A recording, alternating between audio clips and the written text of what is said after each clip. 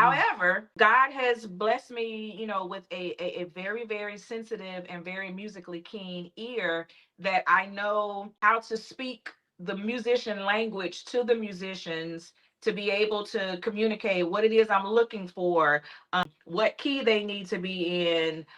I know when they're cheating. I know when they don't know their music. And so a lot of the my musician friends, they always like to tease me and say, "Yeah, she's the non-musician because she hears everything.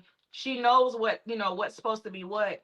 So I'm very aware that the choir director field is absolutely male dominant.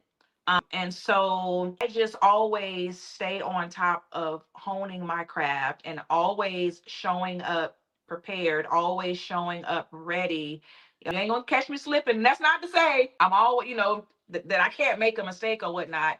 But you can best believe because I'm passionate about what I do and who I do it for, I just always want to be ready, prepared. I don't like my time wasted. So therefore, it's important to me to always show up prepared so that I can maximize the time of, choir members.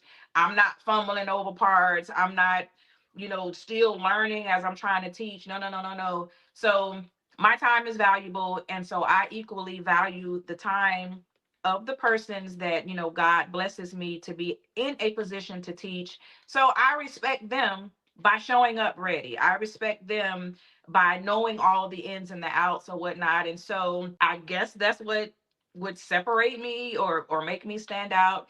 It's just I'm always going to be ready to the best of my ability because I'm really, really passionate about, this role that God has blessed me to be in. That's awesome. And doesn't that also speak to like honoring the gifts that God gives us?